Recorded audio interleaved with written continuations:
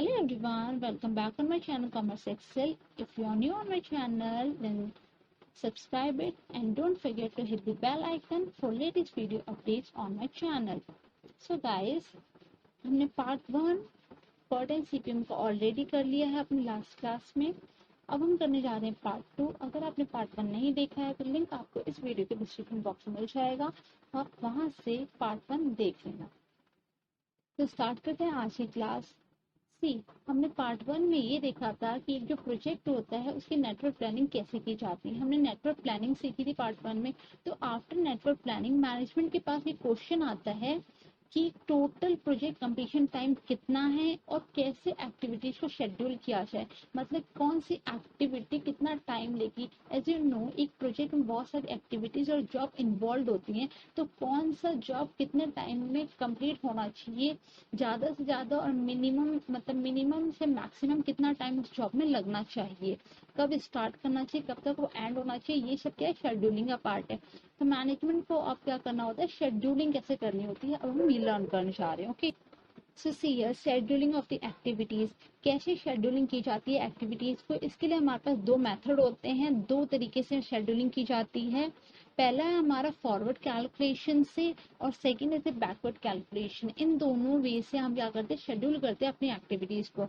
अगर मैं forward calculation की बात करूँ तो इसमें हम ये earliest start time and earliest finish time calculate करते हैं, एंड बैकवर्ड कैलकुलेशन में हम latest start time and latest finish time calculate करते हैं। ओके, तो ये चीज है क्या और कैसे हम ये कैलकुलेट करते हैं, हम वही करने जा रहे हैं इस वीडियो में। तो स्टार्ट करते हैं हमारे फॉरवर्ड पास कैलकुलेशन से, मतलब determination of earliest start and the earliest finish time. पहले ये समझते हैं earliest start and earliest finish time क्या है। तो see here, earliest start, the earliest start time indicates the earliest that the given activity can be scheduled. Earliest start हमें वो time indicate करता है जहां से एक एक्टिविटी क्या की जा सकती है, बिल्कुल अर्लीस्ट शुरू की जा सकती है। मतलब क्या है, उस टाइम से एक्टिविटी शुरू की जा सकती है, बिल्कुल ही अर्लीस्ट टाइम। ठीक है, और अगर अर्लीस्ट फिनिश की बात करूँ तो earliest finish time indicates the time which the activity can be completed at the earliest. उस टाइम तक वो एक्टिविटी कंप्लीट की जा सकती है, बिल्कुल अर्लीस्ट के पॉइंट से। ठीक है, तो ये अर्लीस्ट स्टार्ट और अर्लीस्ट फिनिश का मतलब है। For this purpose, to begin with, the value of 0 is assigned to its initial event of the project. तो आपको एक लॉजिक से बताओ कि कोई चीज स्टार्ट करनी हो, कोई प्रोजेक्ट स्टार्ट करना हो, तो सबसे उसका अर्लीस्ट स्टार्ट क्या होगा, 0 टाइम, राइट। मतलब अभी से वो एक्टिविटी स्टार्ट की जा सकती है तो उसका सबसे अर्लीस्ट पॉइंट और अर्लीस्ट स्टार्ट टाइम 0 ही होगा। तो इस वजह से हम अर्लीस्ट और फॉरवर्ड पास कैलकुलेशन में जो अर्लीस्ट स्टार्ट टाइम होता है उसे 0 कंसिडर करते हैं फर्स्ट, क्योंकि हम बिल्कुल अभी से स्टार्ट कर सकते हैं। ठीक है, तो ये अर्लीस्ट है कि कब से किया जा सकता है, वो चीज कब से स्टार्ट किया जा सकता है और कब तक फिनिश किया जा सकता है अर्लीस्ट पॉसिबल वे में, ये होता है अर्लीस्ट। और अगर मैं लेटेस्ट की बात करूं, that is determination of latest start and latest finish time, जिसे हम बैकवर्ड पास कैलकुलेशन कहते हैं।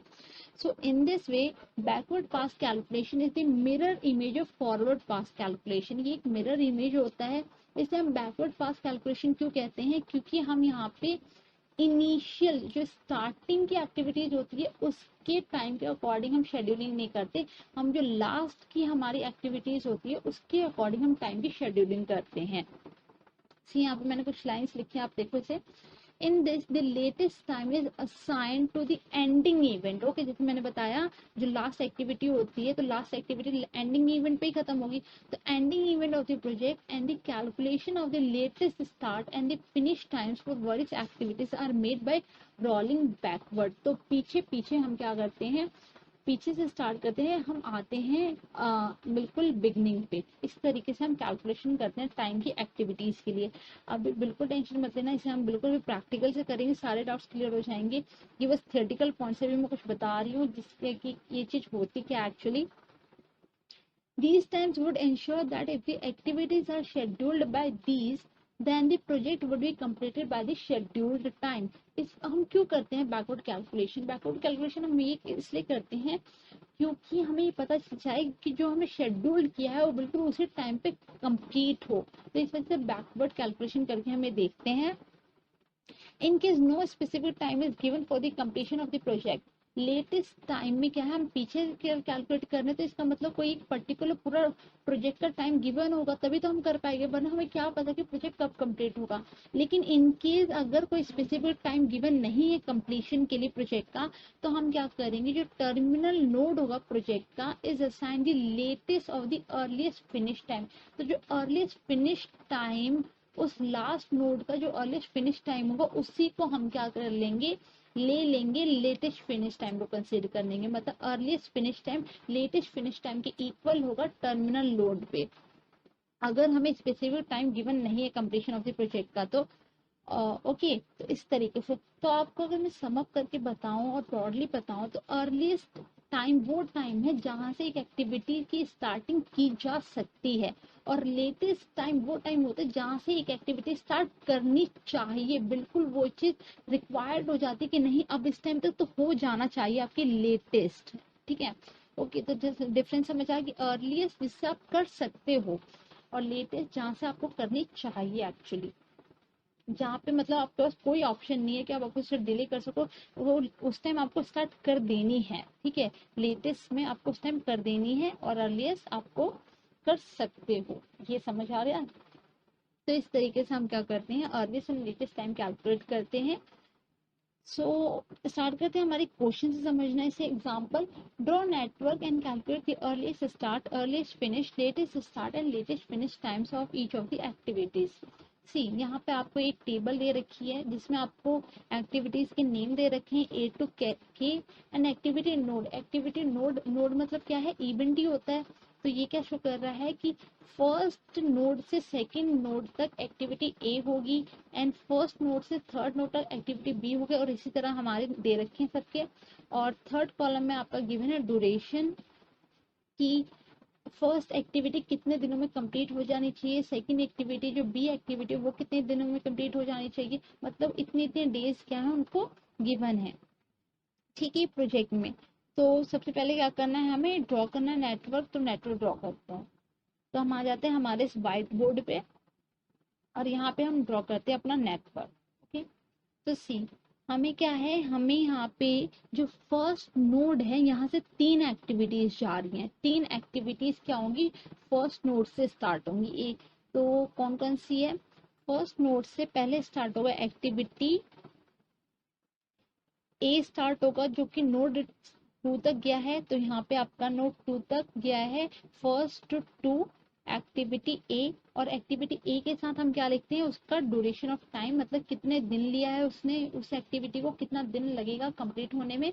तो ये हम लिख देंगे ए के साथ 2। ठीक है, उसकी ड्यूरेशन हम मेंशन करते हैं।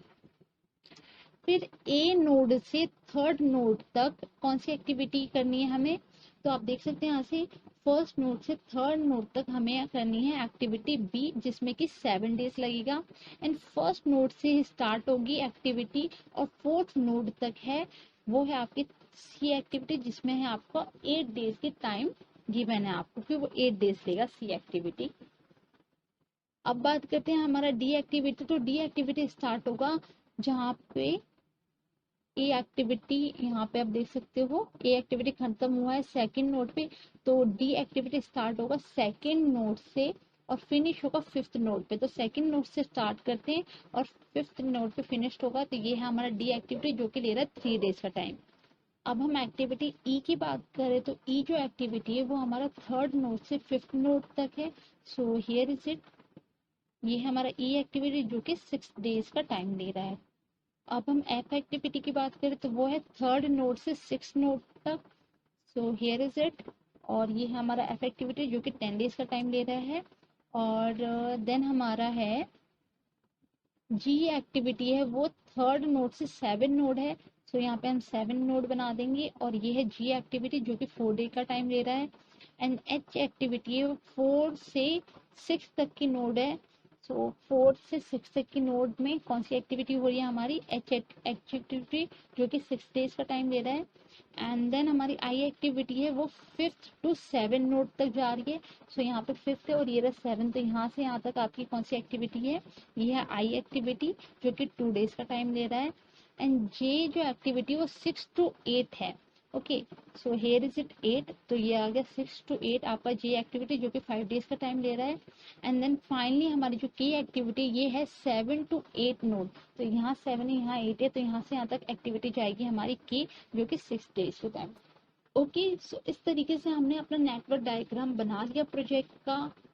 सो ये काफ़ी इजी तरीका था, क्योंकि हमने अपने लास्ट वीडियो में क्या था, उसमें हमने क्या था, जब हमें इमीडिएट प्रीसीडर्स गिवन हो तो उसकी हेल्प से कैसे नेटवर्क बनाएंगे, तो वो थोड़ा सा टफ हो जाता है। बट जब आपको एक्टिविटी नोड गिवन डायरेक्टली, तो इजी हो जाता है आपको ज़्यादा नेटवर्क डायग्राम बनाने में। तो इस तरीके से हमने नेटवर्क डायग्राम बना लिया। अब हम आते हैं हमारे, और अब हम करेंगे determination of the earliest start and the earliest finish time. So see, यहाँ पे मैंने अगेन अपनी वो टेबल हमने मेंशन कर दी क्वेश्चन वाली, और अभी जो हमने पीछे बनाए अपने नेटवर्क डायग्राम, ये मैं एक्टिविटी यहाँ पे आपको शो कर दूँ। सो ये आपकी एक्टिविटीज थी, ठीक है, ये हमने अभी भी बनाया पीछे। तो अब इसकी हेल्प से हम कैसे earliest start and earliest finish time calculate करें वो लर्न करने जा रहे हैं। तो सी, अर्लीस्ट स्टार्ट और अर्लीस्ट फिनिश टाइम होता क्या है। अर्लीस्ट मतलब कि हम कौन सा टाइम, कितना टाइम है जिसके अकॉर्डिंग और जिसके हिसाब से हम अर्लीस्ट वे में वो चीज स्टार्ट कर सकते हैं और फिनिश कर सकते हैं। सो मैंने बताया था जो अर्लीस्ट स्टार्ट है किसी प्रोजेक्ट को हम कब स्टार्ट कर सकते हैं, उसका अर्लीस्ट टाइम क्या हो सकता है, 0 पीरियड, राइट, मतलब 0 टाइम होना चाहिए। अगर किसी चीज को आपको स्टार्ट करना तो आप अभी भी कर सकते हो, तो अर्लीस्ट क्या होगा टाइम आपका, बिल्कुल राइट नाउ, जो अभी टाइम होगा वही। तो सी हियर, अब हम करने जा रहे हैं उसमें जो मैंने बताया, आपका जो ग्रीन जो बॉक्स होगा वो शो करेगा आपका अर्लीस्ट स्टार्ट, और पिंक वाला जो बॉक्स होगा वो आपका अर्लीस्ट फिनिश टाइम शो करेगा। तो स्टार्ट करते हैं हम एक्टिविटी ए से। तो सी, एक्टिविटी ए स्टार्ट कब की जा सकती है, बिल्कुल अभी अभी की जा सकती है, तो 0 टाइम पीरियड। और फिनिश कब होगी एक्टिविटी ए, तो एक्टिविटी ए फिनिश होगी आपका, क्योंकि एक्टिविटी ए को करने में 2 दिन का टाइम लग रहा है, तो अगर आपने अभी स्टार्ट की तो आपको 2 दिन का टाइम लगेगा उसको कंप्लीट करने में। तो एक्टिविटी वो फिनिश अर्लीस्ट कब हो सकती है, तो वो हो सकती है 2 डेज, ठीक है, तो 2 दिन के बाद वो फिनिश हो सकती है। तो ये हो गया आपका earliest start and the earliest finish for activity ए, ठीक है। अब इसके बाद, इस एक्टिविटी के बाद अगर हम इस यहाँ पे आए डी एक्टिविटी में, तो क्योंकि डी एक्टिविटी डिपेंड कर रही है एक्टिविटी ए पे, राइट, जब एक्टिविटी ए कंप्लीट होगा तभी एक्टिविटी डी क्या हो सकती है, शुरू हो सकती है। तो जो एक्टिविटी ए जो कंप्लीट होगा वो 2 दिन के बाद कंप्लीट होगा, तो इसका मतलब क्या है, जो एक्टिविटी डी स्टार्ट होगी वो इसी 2 दिन के बाद स्टार्ट होगी। जैसी एक्टिविटी ए क्या होगा, कंप्लीट होगा, वैसी एक्टिविटी डी स्टार्ट होगी। तो इसका मतलब क्या है, जो ए एक्टिविटी का अर्लीस्ट फिनिश है वो डी एक्टिविटी का अर्लीस्ट स्टार्ट बन जाएगा। ओके, इसी तरह हमें सब में एक लॉजिक लगाना है कि जो उसकी प्रीसीडिंग एक्टिविटी का फिनिश होगा, अर्लीस्ट फिनिश्ड, वो उस एक्टिविटी का अर्लीस्ट स्टार्ट होगा। ये तो आप लॉजिकल वे में सोच सकते हो ना, कि जो मेरी पिछली एक्टिविटी हुई है उसके लिए जो मेरी आगे एक्टिविटी आएगी उसके लिए जो उसकी लास्ट एक्टिविटी का फिनिश टाइम होगा नेक्स्ट एक्टिविटी के लिए वही स्टार्टिंग टाइम बनेगा। तो वही लॉजिक हमने यहाँ पे लगाया है। तो ए का फिनिश टाइम है अर्लीस्ट फिनिश टाइम 2, तो डी का अर्लीस्ट स्टार्ट टाइम हो जाएगा वो 2, और डी के लिए अर्लीस्ट फिनिश टाइम क्या हो जाएगा, क्योंकि डी एक्टिविटी 3 दिन ले रहा है कंप्लीट होने में, तो अगर वो दूसरे दिन स्टार्ट होगा तो 3 दिन और लेके वो क्या होगा, 5th डे में वो कंप्लीट होगा। तो यहाँ पे इसका अर्लीस्ट फिनिश होगा डी के लिए 5 डे। ओके, अब हम बात करें एक्टिविटी बी के लिए, तो एक्टिविटी बी भी कब स्टार्ट हो रही है, बिल्कुल 1 नोड से स्टार्ट हो रही है। इसका मतलब एक्टिविटी बी भी बिल्कुल अब अभी के अभी हम स्टार्ट कर सकते हैं, मतलब 0 पीरियड पे। फिर एक्टिविटी बी में 7 डेज का टाइम इन्वॉल्व हो रहा है, इस वजह से एक्टिविटी बी का जो अर्लीस्ट फिनिश टाइम होगा वो हो जाएगा 7। देन हम एक्टिविटी सी की बात करें तो ये भी बिल्कुल फर्स्ट नोड पे स्टार्ट हो रहा है, तो इसका मतलब इसे भी हम बिल्कुल अभी हम स्टार्ट करते हैं, मतलब 0 पीरियड पे। लेकिन एक्टिविटी सी में 8 डेज का टाइम इन्वॉल्व है। इसका मतलब जो ये फिनिश कब हो सकता है, स्टार्ट 0 पीरियड पे करेंगे तो फिनिश ये अर्लीस्ट फिनिश टाइम इसका 8 हो सकता है। ठीक है, 8 डेज तो लेगा। देन हम आते हैं हमारे एक्टिविटी एच पे। तो एच जो एक्टिविटी वो डिपेंड कर रही है एक्टिविटी सी पे। ठीक है, तो एक्टिविटी सी का अर्लीस्ट फिनिश एक्टिविटी एच का अर्लीस्ट स्टार्ट पॉइंट बन जाएगा, राइट, जैसा कि पीछे भी हमने थोड़ी देर पहले बोला। तो वही अब एच एक्टिविटी का क्या हो जाएगा, अर्लीस्ट स्टार्ट हो जाएगा 8 और इसका अर्लीस्ट फिनिश कितना हो जाएगा, कि एच एक्टिविटी में हमारा 6 डेज का टाइम इन्वॉल्व हो रहा है। तो अगर वो 8 डेज में स्टार्ट हुआ, 8वें दिन स्टार्ट हुआ, तो और 6 दिन फिर उसको और लगे करने में, तो 8 + 6 कितना होगा, 14 डेज। तो वो 14 डेज में एच एक्टिविटी जाके कंप्लीट होगी। तो अर्लीस्ट फिनिश टाइम हो गया 14 डेज एच एक्टिविटी के लिए। देन हम बात करते हैं हमारी ई एक्टिविटी के लिए। तो ई एक्टिविटी आपकी डिपेंड किस पे करती है, ये कर रही है आपकी बी एक्टिविटी पे। तो बी एक्टिविटी अगर 7 डेज में कंप्लीट होगी तभी तो ई एक्टिविटी स्टार्ट होगी। तो बी का अर्लीस्ट फिनिश ई का अर्लीस्ट स्टार्ट बन जाएगा जो कि 7 है, लेकिन ई एक्टिविटी को 6 डेज का टाइम लग रहा है कंप्लीट काम करने में ई एक्टिविटी के लिए। तो 7 डेज में वो स्टार्ट हो रहा है, फिर 6 डेज उसका खुद का टाइम है, ड्यूरेशन है। तो 7 + 6 कितना होगा, 13 डेज। तो ई का अर्लीस्ट फिनिश हो गया आपका 13 डेज। ठीक है, फिर हम एफ एक्टिविटी की बात करें तो एफ एक्टिविटी डिपेंड कर रही है किस पे, ये भी एक्टिविटी डिपेंड कर रही है हमारी बी एक्टिविटी पे, राइट, आप यहाँ से देख सकते हो। ये भी डिपेंड करी बी एक्टिविटी पे। तो बी एक्टिविटी का फिनिश कितना है, अर्लीस्ट फिनिश टाइम है 7, तो यही इसका एफ एक्टिविटी का अर्लीस्ट स्टार्ट हो जाएगा, देख सकते हैं आप 7। लेकिन जो आपकी एफ एक्टिविटी है उसमें 10 डेज का टाइम लग रहा है उसको कंप्लीट करने में। तो 7 डेज में वो स्टार्ट हुआ है, प्लस उसकी ड्यूरेशन, एफ एक्टिविटी की खुद की ड्यूरेशन हुई 10 डेज। तो एफ एक्टिविटी खत्म कब होगी, ये होगी 17 डेज में। ये हो गया earliest finish time F activity के लिए। देन जी एक्टिविटी पे आते हैं। तो जी एक्टिविटी किस पे डिपेंड कर रहा है, ये भी डिपेंड कर रहा है हमारी बी एक्टिविटी पे।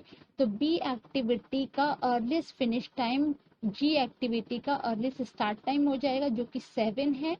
ठीक है, और जी एक्टिविटी का खुद का जो टाइम ड्यूरेशन है वो है 4 डेज का। तो 7 डेज में वो स्टार्ट होगा जी एक्टिविटी, और प्लस उसका खुद का 4 डेज, 11 डेज। तो 11 डेज हो जाएगा earliest finish time for G activity. Okay, see इतना तो कैलकुलेट हो गया। अब मुझे एक बात बताओ, जो आई एक्टिविटी, के एक्टिविटी और जे एक्टिविटी है, इसका कैसे कैलकुलेट करेंगे, क्योंकि इनकी जो स्टार्टिंग है ये 2 इवेंट पे डिपेंड कर रही है। अब देख सकते हो, अगर मैं ये आई एक्टिविटी की बात करूँ तो ये स्टार्ट होगी जब डी और ई एक्टिविटी दोनों ही क्या होंगी, कंप्लीट होनी चाहिए। इसी तरह के एक्टिविटी स्टार्ट होगी जब जी और आई दोनों कंप्लीट होगी, और आपकी जे एक्टिविटी स्टार्ट होगी जब आपकी एफ और एच दोनों कंप्लीट होंगे। ठीक है, तो हम किस एक्टिविटी को कंसीडर करें अपनी नेक्स्ट एक्टिविटी के अर्लीस्ट स्टार्ट पॉइंट के लिए। अभी तक तो हमने किया कि उसकी जो प्रीसीडिंग एक्टिविटी है ना, जो उसकी प्रीसीडिंग एक्टिविटी है उसका अर्लीस्ट फिनिश नेक्स्ट वाली एक्टिविटी का अर्लीस्ट स्टार्ट बन जाएगा। लेकिन जब हमारी दो से ज्यादा एक्टिविटीज हो तब हम कैसे और किसका अर्लीस्ट फिनिश ले नेक्स्ट वाले के अर्लीस्ट स्टार्ट के लिए। तो इसके लिए मैंने यहाँ पे जो आपको दिख रही है यहाँ लाइन मैंने लिखी है, जो अर्लीस्ट स्टार्ट ऑफ जो एक्टिविटी होगी, मतलब earliest start of ending event, वो होगा आपका maximum of earliest finish of I और earliest finish of beginning event. मैंने आपको बताया था आई और जे का मतलब क्या होता है। आई मतलब स्टार्टिंग नोड उस एक्टिविटी की, और जे मतलब एंडिंग नोड उसी एक्टिविटी का। ठीक है, जैसे मतलब अगर मैं ए एक्टिविटी की बात करूँ तो इसका स्टार्टिंग नोड है 1 और एंडिंग नोड है 2। ठीक है, तो अगर बात करूँ मैं इसकी आई की, तो आई जो है एक्टिविटी, इसका मेरा अर्लीस्ट स्टार्ट में कैसे कैलकुलेट करूंगी। तो आई एक्टिविटी में हमारी कौन कौन सी एक्टिविटी की रिक्वायरमेंट है, ये है हमारा डी एक्टिविटी कंप्लीट होना चाहिए और ई एक्टिविटी कंप्लीट होना चाहिए। ठीक है, तो डी एक्टिविटी का अर्लीस्ट फिनिश टाइम है 5 और ई एक्टिविटी का अर्लीस्ट फिनिश टाइम है 13। सो 5 और 13 में मैक्सिमम क्या है? 5 और 13 में मैक्सिमम है 13, तो आई के लिए हम 13 अर्लीस्ट स्टार्ट यहाँ पे कंसीडर करेंगे। क्लियर? जब एक एक्टिविटी के स्टार्टिंग के लिए 2 से ज़्यादा एक्टिविटीज की कंप्लीशन की रिक्वायरमेंट होती है, तब उस केस में हम अर्लीस्ट स्टार्ट टाइम की कैलकुलेशन के लिए हम मैक्सिमम देखते हैं। जो भी जितनी भी प्रीसीडिंग एक्टिविटीज होती हैं उसके मैक्सिमम अर्लीस्ट फिनिश टाइम को देखते हैं और वो लेते हैं। ठीक है, तो इस वजह से हमने यहाँ पे 13 लिया, क्योंकि 5 और 13 में हाईएस्ट है हमारा 13। और आई एक्टिविटी की खुद की जो ड्यूरेशन है वो है 2 डेज, तो आई एक्टिविटी का जो अर्लीस्ट फिनिश टाइम हो जाएगा वो हो जाएगा 15। सो अब मैं बात करूँ के एक्टिविटी की, तो के एक्टिविटी के स्टार्टिंग के लिए 2 एक्टिविटी की रिक्वायरमेंट है फुलफिलमेंट की, वो है आपकी आई एंड जी एक्टिविटी। तो अब अगेन क्या करेंगे हम, के एक्टिविटी के अर्ली स्टार्ट की कैलकुलेशन के लिए हम आई और जी एक्टिविटी में जो इनका अर्लीस्ट फिनिश होगा उसकी हाईएस्ट लेंगे। तो आई का जो अर्लीस्ट फिनिश है वो है 15 और जी का जो अर्लीस्ट फिनिश है वो है 11। तो 15 और 11 में हाईएस्ट है हमारा 15, तो के अर्लीस्ट स्टार्ट हो जाएगा 15। ओके, हाईएस्ट हो जाएगा हमारा इस तरीके से। और के की खुद की जो एक्टिविटी है ड्यूरेशन वो है 6 डेज का, सो 15 प्लस 6 हो जाएगा हमारा 21। तो के का जो अर्लीस्ट फिनिश टाइम है वो हो जाएगी आपकी 21 डेज। इस तरीके से हम कैलकुलेट करते हैं।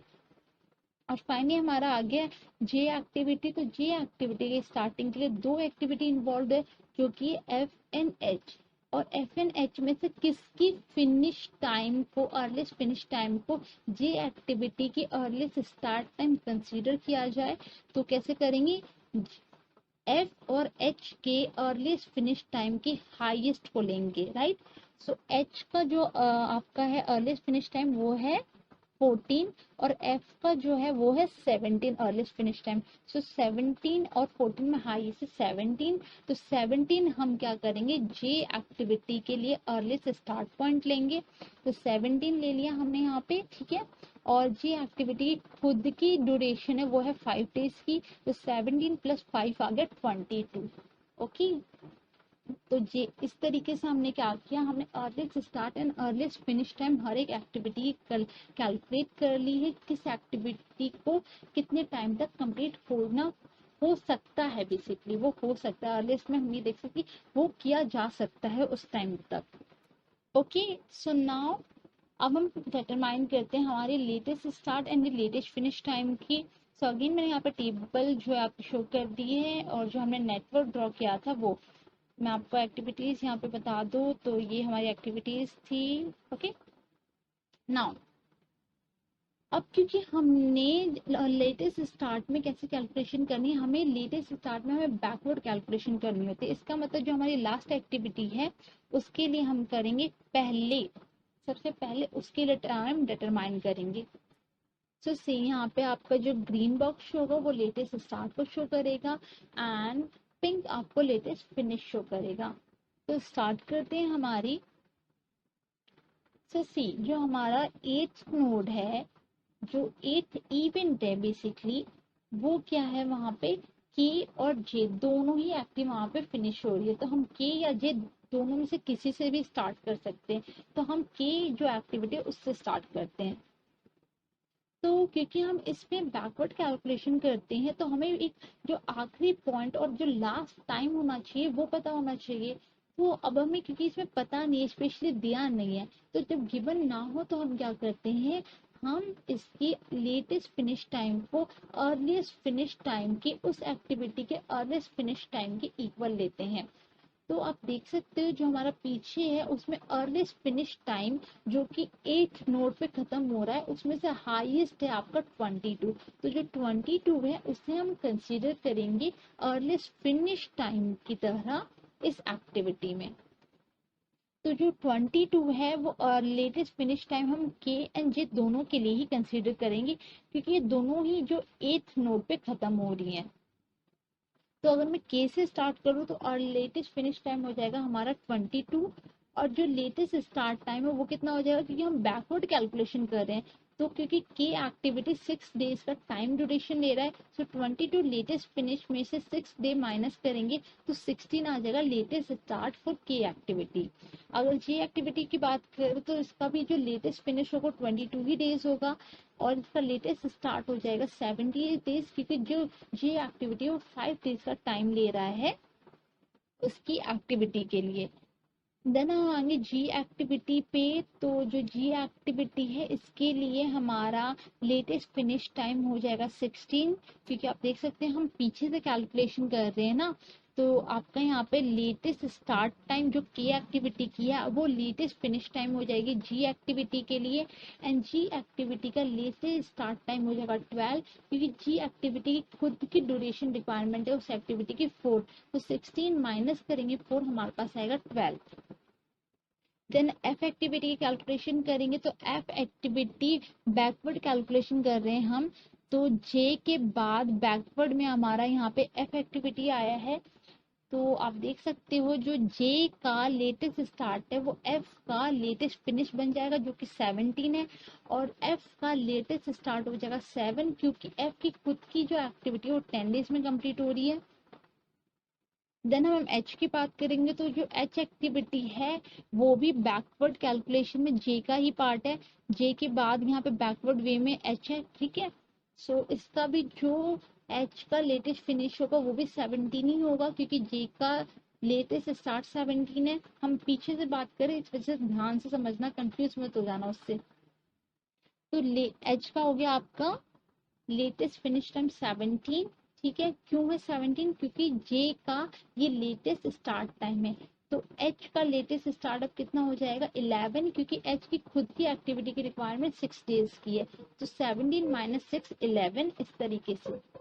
नौ सी एक्टिविटी की बात करें तो सी एक्टिविटी एच एक्टिविटी के बैकवर्ड कैलकुलेशन में एच के बाद आया, तो सी एक्टिविटी में लेटेस्ट फिनिश टाइम हो जाएगा 11, क्योंकि एच एक्टिविटी का ये लेटेस्ट स्टार्ट टाइम है 11, और सी एक्टिविटी का लेटेस्ट स्टार्ट टाइम हो जाएगा 3, क्योंकि सी एक्टिविटी की रिक्वायरमेंट है 8 डेज की, so 11 माइनस 8 आपका 3 डेज हो जाएगा।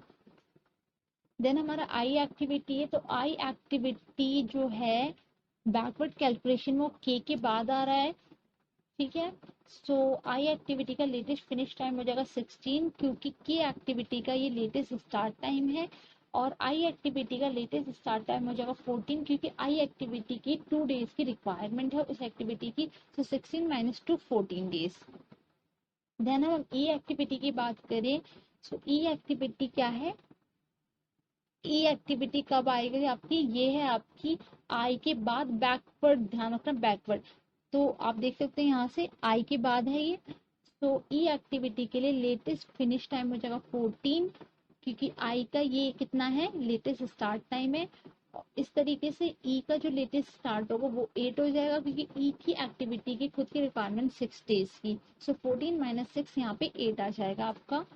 एंड जो आपका डी एक्टिविटी है ये भी किस पर डिपेंड कर रही थी बैकवर्ड कैलकुलेशन में, ये आई एक्टिविटी पे डिपेंड कर रही है बैकवर्ड कैलकुलेशन में।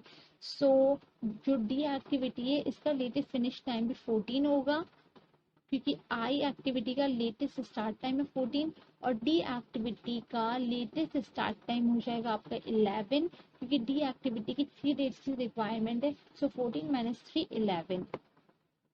देन हम ए एक्टिविटी की बात करें, तो ए एक्टिविटी बैकवर्ड कैलकुलेशन में डी एक्टिविटी पे डिपेंड कर रही है, तो डी एक्टिविटी की लेटेस्ट जो स्टार्ट टाइम है वो है 11, सो ए एक्टिविटी के लेटेस्ट फिनिश टाइम हो जाएगा ये 11 अब, और ए एक्टिविटी का लेटेस्ट स्टार्ट टाइम हो जाएगा 9, क्योंकि ए एक्टिविटी की जो खुद की रिक्वायरमेंट वो है 2 डेज की, सो 11 माइनस 2 आपका 9 आ गया। ये तो क्लियर। अब मुझे बात बताओ जो बी एक्टिविटी है इसका लेटेस्ट फिनिश टाइम कितना होगा। सी इस चीज को बड़े ध्यान से समझना, जो बी एक्टिविटी है ये जो है ये 3 एक्टिविटीज पे डिपेंड कर रही है बैकवर्ड कैलकुलेशन में, क्योंकि ये क्या है ये आप देख सकते हो E activity, G activity and F activity, इन तीनों एक्टिविटी में से ये किस एक्टिविटी का लेटेस्ट स्टार्ट टाइम को कंसीडर करे अपने लेटेस्ट फिनिश के लिए। तो इसके लिए हम करते हैं, मैंने यहाँ पे मेंशन किया है, इसके लिए हम लिखते हैं minimum of latest start of J और latest start of ending event. मतलब क्या करना है हमें, इन तीनों जो है, मतलब जो आप देख सकते हो, इसके लिए हमें ई एक्टिविटी, जी एक्टिविटी और एफ एक्टिविटी, ये तीनों ही क्या है, इसकी रिक्वायरमेंट है बैकवर्ड कैलकुलेशन के लिए। तो इन तीनों में से किसका ले, तो हमें क्या करना है, इन तीनों में का जो मिनिमम वैल्यू होगी, मिनिमम, ठीक है, लेटेस्ट स्टार्ट का जो मिनिमम वैल्यू होगा वो लेंगे हम लेटेस्ट फिनिश के लिए, बी एक्टिविटी के लिए। तो आप देख सकते हैं यहाँ पे 8, 12 और 7 में मिनिमम क्या है, 7, राइट।